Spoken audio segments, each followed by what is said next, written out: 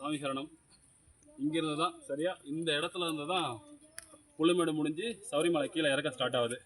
சரியா இந்த இடத்துலேருந்து ஒரு 6 கிலோமீட்டர் நடக்கணும். இந்த 6 கிலோமீட்டர் நடக்கிறது தான் விஷயமே. இந்த புல்மேடு பாதை நல்லா இருக்குன்னு சொல்லி அதுக்கு அந்தாண்ட மட்டும் யானை போகிறது பச்சையாக இருக்குதுன்ட்டு அந்தாண்ட மட்டும் ரீல்ஸை போட்டு உங்களை கொள்றாங்க. இதுக்கு இந்தாண்ட தான் இறக்கமே இருக்குது. ரொம்ப கஷ்டமாக இருக்கும். சரியாக ஒரு 45 வயசில் வரவங்களுக்கு மட்டும்தான் இந்த இடம் சரியாக இருக்கும். 45க்கு மேலே தாண்டிச்சு அப்படின்னா இந்த இடம் கண்டிப்பாக உங்களால் நடக்க முடியாது. ரொம்ப கஷ்டம். வயசானவங்க தயவு செஞ்சு குழந்தைங்களாம் கூட்டிகிட்டு தயவு செஞ்சு வராதிங்க. வயசானவங்க தயவு செஞ்சு இந்த பக்கம் வராதிங்க.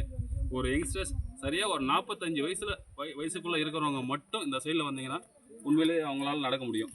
அதுக்கு மேலே ஒரு 50 வயசுலாம் ஆயிடுச்சுன்னா இந்தாண்ட கூப்பிட்டு வராதிங்க. ரொம்ப கஷ்டம். நாங்கள் ஸ்ட்ரெச்சர் டீமு குறைஞ்ச ஒரு நாளைக்கு 5 பேரை நாங்கள் இங்கேருந்து நம்ம கீழே தூக்கி போகிறோம். ரொம்ப கஷ்டமாக இருக்குது. ஒவ்வொருத்தரும் அழுகுறாங்க. பார்த்து நடந்துக்குங்க. ரீல்ஸை நம்பி தயவுசெய்து வராதிங்க. புல்மேடு நல்லா இருக்குன்னு சொல்லிட்டு புல்மேடு அங்கே இருக்குது. இந்த இடம் தான். இந்த இடத்துலேருந்து மேலே புல்மேடு ஸ்டார்ட் ஆகுது. இந்த இடத்துலேருந்து கீழே 6 கிலோமீட்டர் சன்னிதானம். சரியா?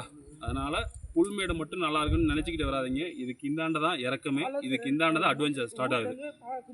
சாமி சரணம்.